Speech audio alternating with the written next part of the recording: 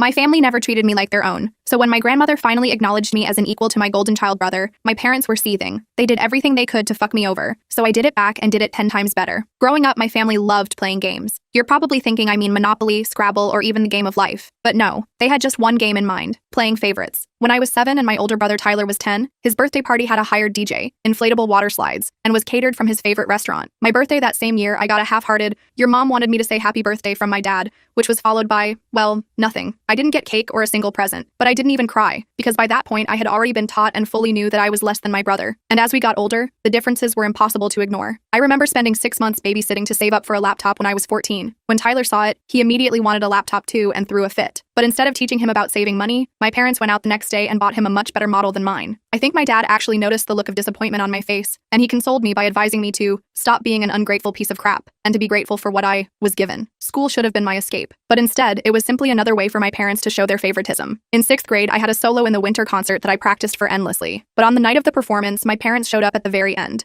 Their excuse for barely showing up was comforting Tyler after he got an eyelash in his eye. When I expressed my hurt feelings later that night, my mom said I was being dramatic and should be more understanding of my brother's health issues. Academically, nothing I did seemed to matter. I joined the debate club, maintained straight A's throughout middle school, and even won first place in a statewide writing competition. But my parents just kept reminding me I wasn't good enough. They literally told me to be more like Tyler, and only then would they love me more. Ironically, if I was like Tyler, I would have been failing. I remember when Tyler got a D- up to a C- in his Algebra 1, my parents took him out for a celebratory dinner and bought him $1,000 concert tickets as motivation to keep improving. Meanwhile, for me, my parents would ground me for coming home 10 minutes late from studying at the library. I remember Tyler would set off the house alarm at 4 a.m., reeking of beer, and they'd just chuckle before muttering their favorite phrase of all time, "Boys will be boys." In junior year, I was one of 3 students from our state selected for a prestigious summer program at Stanford. I was ecstatic. When I shared the news at dinner, my mom said, "Okay, why are you telling me this?" My dad just grunted and asked who would feed the dog while I was gone. The next day, I overheard my mom telling her friend on the phone that I was always trying to make Tyler feel bad with my fancy academic stuff. When I needed a ride to the airport for Stanford,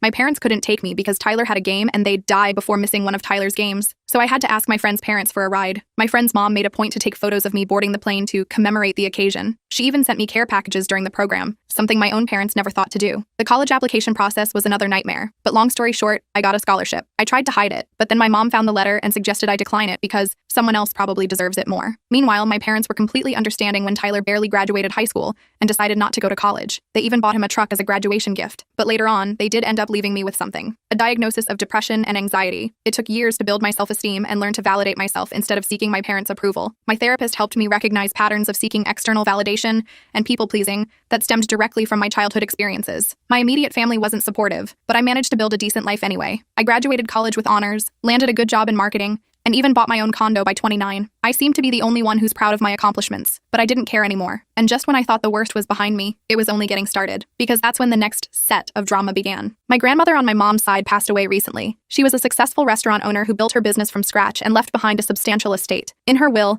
she divided her assets equally among her grandchildren, me, Tyler, and our cousins, and her children, my mom and her brothers. My portion of the inheritance was significant, around $350,000. It would allow me to pay off my student loans, invest in my future, and maybe even start my own business someday. I was grateful for this unexpected windfall and the opportunities it would provide. Unlike my parents, my grandmother had always treated me and Tyler equally. She came to my debates and swim meets when my parents couldn't be bothered, and she always remembered both our birthdays with thoughtful gifts that showed she was paying attention to our interests. When the will was read, however, my parents were visibly upset. Afterward, they pulled me aside and told me they felt it was unfair that I received an equal share. Tyler, who still lives in my parents' garage apartment and works part-time at a vape shop, needed the money more because he was struggling. My mom pointed out that I already had a good job and a condo, while Tyler was still finding his way at 33. The subtext was clear: my success should be punished and his failure rewarded. I was shocked but tried to stay calm. I explained that Grandma made this decision and it wasn't up to us to change it. They insisted I should do the right thing and give Tyler my fair portion. When I refused, they became furious and started guilt-tripping me, calling me ungrateful and selfish. My dad reminded me of how they'd sacrificed everything for my education, though I had earned scholarships and worked throughout college to minimize their financial contribution. My mom dredged up every instance she could think of where they had helped me. She brought up paying for my glasses in middle school,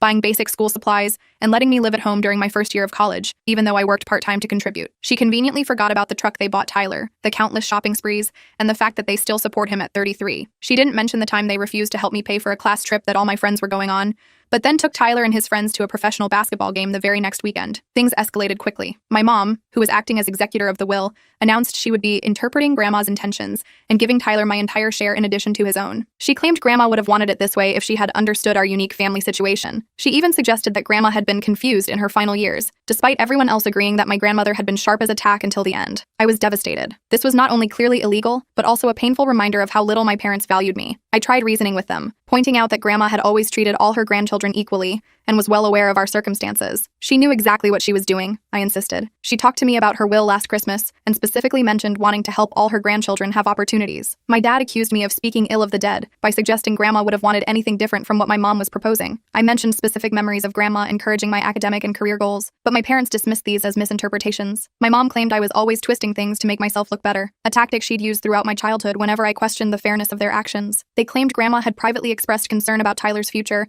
and wanted to make sure he was taken care of. When I asked why she hadn't simply written the will that way, they had no answer. Instead, my mom changed the subject, reminding me how much Tyler had struggled compared to my easy path, as if all my hard work counted for nothing. Tyler himself was awkward about the situation but didn't speak against our parents. When I tried to talk to him alone, he just shrugged and said, "Mom and Dad know what's best." Clearly, he wasn't going to be any help. He did have the decency to look uncomfortable at least, but years of being the golden child had taught him to go along with whatever our parents wanted. Feeling betrayed and hurt, I reached out to my maternal grandfather, Grandma's widower, for advice. When he heard what was happening, he was livid. He told me my parents had absolutely no right to alter the will, and that this was definitely not what Grandma had intended. "Your grandmother and I discussed this at length," he said firmly. "She wanted all her grandchildren to have equal opportunities, regardless of their circumstances." Grandpa sent me some information that cleared everything up. Apparently, several years ago, my parents had approached Grandma asking her to leave everything to Tyler in her will. Grandma had firmly refused, saying she believed all her grandchildren should be treated equally. She had even included a clause in her will stating that anyone who contested the equal distribution would forfeit their share. Grandpa told me that Grandma had been deeply troubled by the favoritism she'd observed over the years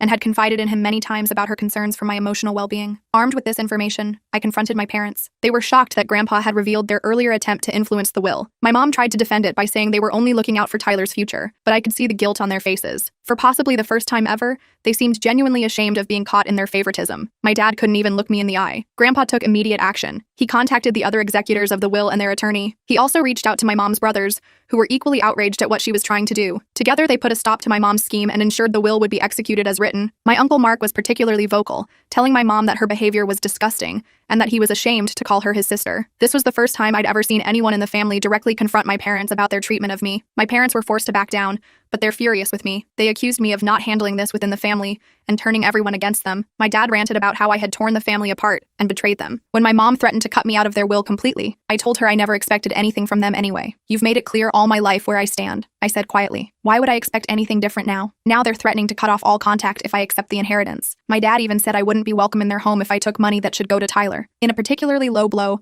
my mom said that accepting the money proves I never really loved them and was just waiting to profit from their death. "After everything we've done for you," she cried dramatically, as if providing basic necessities to a child deserved eternal gratitude and obedience. The extended family is divided. Some of my cousins are supportive, understanding the long-standing favoritism and respecting me for standing up for myself. Others think I should have given in to keep the peace because family harmony is more important than money. My cousin Rachel told me that while she understood my position, sometimes it's easier to just go along with things to avoid drama, a perspective I've heard all my life but I'm finally ready to reject. My mom's brothers are definitely on my side, which has strained their relationship with her as well. My Uncle James pulled me aside at a family gathering and told me how proud he was of me for standing my ground. "Your grandmother would have been proud too," he said. "She always admired your resilience." That meant more to me than he could possibly know. Tyler is caught in the middle of all this. He privately told me he feels bad and didn't ask for this, but he's not willing to stand up to our parents. He's been trained his whole life to depend on them and seek their approval, so I don't completely blame him. Still, part of me wishes he would stand up for me just this once. "I know it's not fair," he admitted during a rare moment of self-awareness, "but I don't know how to say no to them. I never have. This situation has brought up a lot of old pain and resentment. I find myself remembering all the times I was overlooked or dismissed in favor of Tyler. The missed birthdays, the school events my parents skipped, the achievements that went unacknowledged. There was the time I broke my arm in 8th grade, and my mom made me wait 6 hours for treatment because she didn't want to miss Tyler's soccer practice. Or when I graduated college with honors, and they left immediately after the ceremony to attend Tyler's recreational softball game, missing the celebratory dinner I had planned. This one incident feels like it's bringing to a head a lifetime of unfairness. While the whole situation has caused a major rift in the family,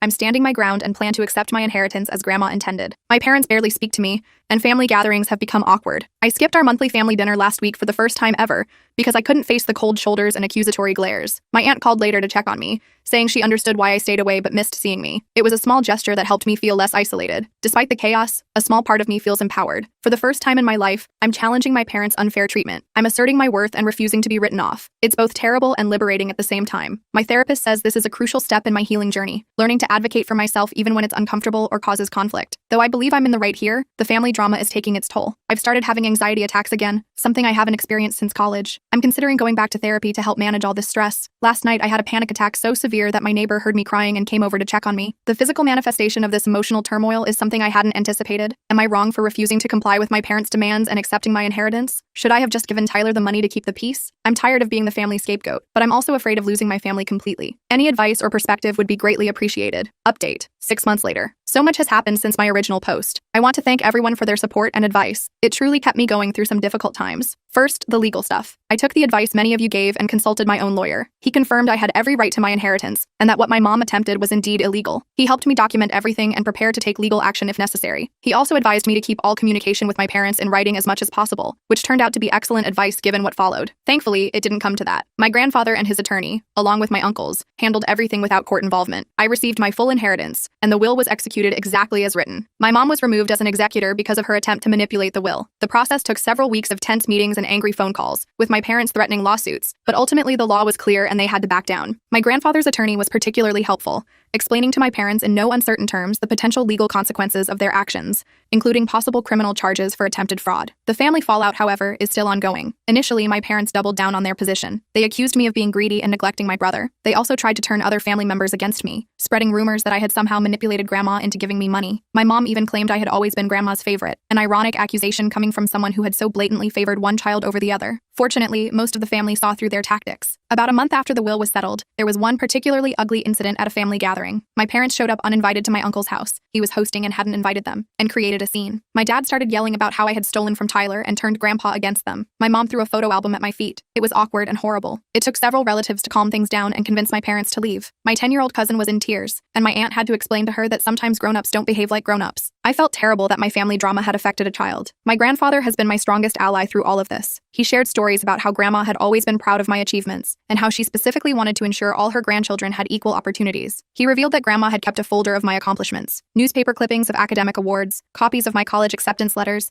and even the program from that school concert my parents had been late for. This was both heartwarming and heartbreaking to learn. He showed me birthday cards I had made for her as a child that she had saved, along with notes she had written about her concerns regarding my parents' treatment of me. "Your grandmother worried about you," he told me one evening over tea. "She saw how hard you worked for approval that never came. She wanted to make sure you knew that someone believed in you." He shared that Grandma had actually considered giving me a larger portion because she worried about the emotional damage my parents had caused, but ultimately decided equal treatment was the best approach. "She didn't want to fuel more resentment," he explained. "She just wanted to give you a foundation to build your life on your own terms." Grandpa also took it upon himself to set the record straight with the extended family. He organized a family meeting without my parents, laying out the entire history of their favoritism, including incidents I had forgotten or never even known about. Having someone finally acknowledge the unfairness I'd experienced for years was validating, but it also reopened old wounds. He shared how Grandma had confronted my parents several times about their behavior, only to be met with denial and accusations that she was interfering. He even had letters Grandma had written to them expressing her concerns, which they had apparently ignored. As for Tyler, he finally found his voice in all this. After some soul-searching and several long conversations with our grandfather, he came to me privately and apologized for not standing up for me sooner. He admitted he knew our parents' favoritism was wrong, but he had been too afraid to challenge it. "I always saw what was happening," he confessed, "but it was easier to just go along with it than to question it. I'm sorry I wasn't braver." We had a long, emotional conversation about our childhood and how it affected us both. Tyler confessed that being the golden child wasn't as great as it seemed. He never learned to stand on his own 2 feet and felt immense pressure to live up to our parents' image of him. He shared stories of times he wanted to accomplish things independently, but our parents would swoop in and do everything for him, robbing him of the chance to grow and learn from his mistakes. "Remember when I wanted to get that job at the movie theater in high school?" he asked. "Mom called them and tried to convince them to pay me more than minimum wage. I was so embarrassed I never went back for my first shift." He also admitted to feeling guilty about the disparities in how we were treated, but was too dependent on our parents' approval to ever speak up. "Every time they bought me something expensive while ignoring your achievements, I knew it was wrong," he said quietly. "But I was afraid if I said anything, they'd withdraw their support, and I had no idea how to function without it." This conversation was a turning point for our relationship. We've started rebuilding the sibling bond that our parents' favoritism had damaged. We've been meeting regularly for coffee to talk and support each other through this family crisis. Last week, we went through old family photos together, and Tyler pointed out numerous instances where our parents' favoritism was visibly evident, me standing off to the side while our parents parents fawned over Tyler, or celebrations centered entirely around his accomplishments while mine went unmentioned. It was painful but healing to have these observations validated by someone who was there. To everyone's surprise, Tyler announced he was going to use his inheritance to go to college. He said seeing me stand up for myself inspired him to take control of his own life. He's enrolled in a local community college with plans to transfer to a 4-year university once he decides on a major. He's considering psychology, inspired by the insights he's gained through our family therapy sessions. Our parents were shocked. I think they're beginning to realize their coddling hasn't done Tyler any favors. I'm nearly 34, he told them firmly. It's time I figured out who I am without you making all my decisions. My parents' reaction to all this has been mixed and evolving. Initially, they lashed out at both of us in anger. They tried to guilt Tyler into dropping out of college to support the family, since I had turned him against them. When that didn't work, they changed tactics. They attempted to sabotage his efforts by scheduling family emergencies during his exam week and suggesting he was too fragile for academic pressure. Thankfully, Tyler recognized these manipulation attempts and set firm boundaries. After several lengthy conversations with my grandfather, and seeing Tyler's positive transformation, my dad has started to recognize how damaging their behavior has been. He's made some tentative steps toward reconciliation, even starting therapy to address his issues. He reached out to apologize, acknowledging his unfairness and asking for a chance to make things right. It's a slow process, and while I'm cautiously hopeful, I'm also maintaining strong boundaries. During our last conversation, he admitted that he had always found it easier to connect with Tyler because they shared interests like sports, while my academic achievements intimidated him. I didn't know how to relate to you, he confessed, but that's no excuse for making you feel less important. Unfortunately, my mom has been less willing to acknowledge any wrongdoing. She's still angry and sees herself as the victim in all this. She's been cold toward Tyler since he decided to go to college and barely speaks to me at all. She's made a few attempts to manipulate us, threatening to sell our childhood home if we don't come to our senses, or forgiving us if we admit we were wrong. We're both standing firm, but it hurts to see her push both her children away like this. During one particularly difficult phone call, she broke down crying, saying she didn't understand why her children were betraying her after she had sacrificed everything for us. When Tyler gently suggested family therapy, she hung up and didn't speak to him for 2 weeks. The dynamics in the extended family have shifted dramatically. I've become closer to my uncles, who have been incredibly supportive, and my grandfather. My uncles have shared stories of dealing with my mom's difficult behavior over the years, which has made me feel less alone in this struggle. My uncle James revealed that my mom had always been their parents' favorite too, and they had experienced similar treatment growing up. The cycle repeats itself unless someone breaks it, he told me. You're breaking it, and I couldn't be prouder. I've also developed deeper connections with some of my cousins who stood by me. We've started a monthly cousin dinner where we can all catch up without the drama of the older generation. These gatherings have become a safe haven of sorts, filled with laughter and genuine affection. As for me, I've been using my inheritance responsibly. I've paid off my student loans, which has given me an amazing sense of financial freedom. I've worked with a financial advisor to set up a diversified investment portfolio. I've also set aside some funds to potentially start my own business in a few years. I've been researching marketing consultancy firms that specialize in helping small businesses, something I'm passionate about, and that aligns with my professional experience. But the most significant use of the money has been paying for therapy for myself and offering to do the same for Tyler. We're both learning to set healthy boundaries with our parents and working through the trauma of our childhood experiences. It's a long journey, but I already feel like I'm developing an understanding and ability to heal from emotional neglect and lifelong favoritism. My therapist has helped me identify and challenge the negative self-talk that resulted from years of being overlooked and undervalued. I've started maintaining a journal to document my progress, and it's remarkable to see how my perspective has shifted over just 6 months. This whole experience has brought some unexpected positive changes to my life. I've learned so much about setting boundaries and standing up for myself. It hasn't been easy, and there are still difficult days, but I feel good about myself for resisting the guilt and pressure. I'm proud of myself. Last week, I was able to calmly decline a request from my mom that would have violated my boundaries without feeling guilty afterward. A small victory that would have seemed impossible a year ago. One of the most surprising outcomes has been a shift in my career path. Dealing with all this family dysfunction and going through therapy has helped me realize how passionate I am about helping others who have experienced similar family dynamics. I'm considering going back to school to become a family therapist, specializing in adult children of emotionally immature parents. I've also started volunteering at a local youth center, mentoring kids from challenging family backgrounds. Being able to provide the kind of support and encouragement I wish I'd had as a child is incredibly fulfilling. I'm even thinking about using some of my inheritance to establish a scholarship fund for kids in similar situations. Working with these children has given me a sense of purpose I hadn't anticipated. Seeing their faces light up when they receive genuine praise and encouragement reminds me of how powerful validation can be for someone who rarely receives it. My relationship with Tyler continues to improve. We have a monthly sibling day where we do something fun, just the two of us. Our hiking trip last month was the most relaxed and connected we've felt since we were small children. Without our parents' influence, we're slowly rebuilding our relationship on our own terms. He shared some of his own struggles with anxiety and imposter syndrome, issues that stem directly from the pressure of being the golden child. In turn, I've opened up about my perfectionism and fear of rejection. We're learning to be authentic with each other, without the roles our parents assigned us. As for my parents, things remain complicated. My dad is trying to rebuild our relationship. He's been attending therapy regularly and has started to recognize some of the damage his favoritism caused. We've had a few one-on-one lunches where we've had some honest, though difficult conversations about our past and future. It's not perfect, but there's progress. Recently, he attended one of my professional speaking engagements, and for the first time in my memory, told me he was proud of me without qualifying it or comparing me to Tyler. My mom continues to resist change. She still insists she did nothing wrong and that Tyler and I should be grateful. She refuses to be in the same room with me, so she's missed several family functions. It hurts, but I'm learning to let go of my need to make her see things differently or control her reactions. As my therapist reminds me, you can't control other people's responses, only your own actions. I still hope that someday she'll be willing to work through these issues, but I'm no longer putting my life on hold waiting for her approval. My grandfather has become a rock for both Tyler and me. He's been sharing more stories about our grandmother and how proud she would be of us for standing up for ourselves. He's always been a voice for fairness and understanding, and he's been an amazing mediator in family conflicts. Last month, on what would have been Grandma's birthday, he organized a memorial dinner where we all shared our favorite memories of her. It was healing to celebrate her life and legacy without the tension that had characterized our recent family gatherings. This whole process has taught me a lot about what family really means. I've come to see that sometimes the family you choose can be more supportive than the one you were born into. I've grown closer to my uncles and cousins who stood by me, and I've developed a tight-knit circle of friends who have been incredibly supportive throughout this journey. My college roommate, who witnessed some of the favoritism firsthand years ago, flew in for a weekend just to help me process everything. These are the relationships I'm choosing to nurture going forward. Setting boundaries and practicing self-care have become much more important to me. I'm getting better at saying no to situations that compromise my mental health, and I no longer feel guilty about prioritizing my own well-being. I've started exploring new interests and hobbies that I always put off while I was focused on trying to earn my parents' approval. I've joined a local hiking group and started taking painting classes, activities I do purely for enjoyment rather than achievement. For the first time, I'm learning what it means to do things for myself, rather than to earn someone else's validation. To anyone in a similar situation, I would say, don't let anyone make you feel bad for receiving what is rightfully yours. It's okay to stand up for yourself, even if it creates conflict. Family dynamics can be complicated, but you deserve to be treated fairly. Remember, it's never too late to start building the life you deserve. Get therapy if you need it, surround yourself with supportive people, and don't be afraid to set boundaries. Your worth is defined by who you are as a person, not by how your family treats you. The journey isn't easy, but reclaiming your sense of self-worth is possible and absolutely necessary. Thank you again to everyone for your advice and encouragement. It meant more than you know during a really challenging time. The road hasn't been easy, but I'm excited about the future and feel a confidence in myself that I haven't experienced in years. I'm looking forward to seeing where this new chapter of my life takes me, and I'm determined to break the cycle of favoritism and create healthier relationships in my own future family. Whether or not my parents ever fully recognize the impact of their actions, I know my own path forward is becoming clearer every day. As Grandma would have said, sometimes the strongest thing you can do is simply to remain standing when others try to push you down.